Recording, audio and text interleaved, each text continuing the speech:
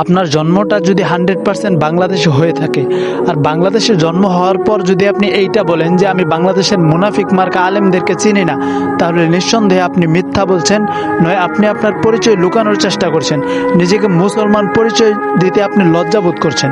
আসসালামু আলাইকুম রহমতুল্লাহ। আমি আজকে কথা বলবো বাংলাদেশের কিছু দালালদেরকে নিয়ে, যারা কিনা রীতিমতো দালালি শুরু করেছে। এতদিন যারা চুপচাপ ছিল এখন তারা বাঘ হয়ে গেছে।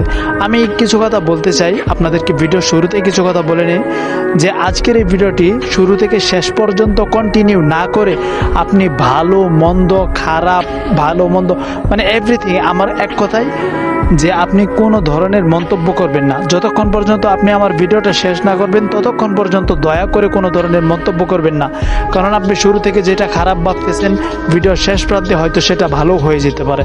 এই জন্যই আপনাদের কাছে আমার অনুরোধ, ভিডিওটি শেষ পর্যন্ত কন্টিনিউ করার পর আপনি আপনার মূল্যবান মতামত আমার কমেন্ট বক্সে পেশ করবেন। দেখুন, আমাদের বাংলাদেশে এই মুহূর্তে কিছু ধর্ম ব্যবসায়ী আলেম আছে যারা সারা বিশ্ব যেখানে তুলপার বিশ্ব নবীর অপমান নিয়ে, সেখানে তারা বুড়াবুড়ি নিয়ে মাঠ পর্যায়ে ব্যস্ত। আচ্ছা, এ হলো এক পর্যায়ের আলেম। আরও এক পর্যায়ের আলেম আছে যারা এতদিন চুপচাপ ছিল, বিড়ালের মতো ছিল, কিন্তু এই মুহূর্তে বাংলাদেশের সরকার না থাকায়, সাবেক স্বৈরাচারী সরকার না থাকায় তারা গর্জে উঠেছে, বাঘ হয়ে গেছে, নানান অকথ্য ভাষায় গালিগালাজ করতেছে।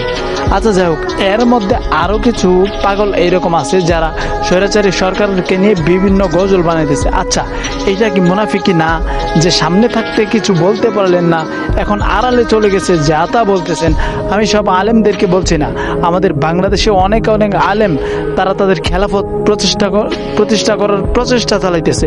তারা মাঠ পর্যায়ে দাওয়াতি কাজ করতেছে, সকাল থেকে সন্ধ্যা পর্যন্ত গলার যতটুকু জোর আছে ততটুকু দিয়ে আল্লাহর প্রতি মানুষকে ডাকতেছে। তারা নিঃসন্দেহে ভালো কাজ করতেছে, কিন্তু এই মুহূর্তে যে সমস্ত বক্তারা গলাবাজি করতেছে, সাহস দেখাইতেছে, বীরের মতো সাহস দেখাইতেছে, এতদিন যারা বিড়ালের মতো ছিল, ওই সমস্ত কিছু বক্তাদেরকে, ওই সমস্ত হুজুরদেরকে, মৌলবীদেরকে উদ্দেশ্য করেই বলছি, আল্লাহ তাআলা এই সমস্ত মৌলবীদেরকে, মাওলানাদেরকে হেফাজত করুক, মুনাফিক থেকে মুসলমান হওয়ার তৌফিক দান করুক। দেখুন, তারা নিজেদেরকে আলেম দাবি করছে, হাফেজ, মাওলানা, মুফতি দাবি করছে, অথচ তাদের মধ্যেই আখলাক নাই, সুন্নতের কোনো মান্য নাই। তারা কিভাবে আলেম হলো আমার ঠিক সেই বিষয়টা বুঝে আসে না। আজকের এই ভিডিওটি খুব বেশি বড় করব না, আমার চ্যানেলের অন্যান্য ভিডিওগুলো দেখার রিকোয়েস্ট করে গেলাম। তো আপনাদের সাথে দেখা হবে খুব শীঘ্রই নতুনভাবে নতুন কোনো ভিডিও নিয়ে। ততক্ষণ পর্যন্ত অবশ্যই ভালো থাকবেন।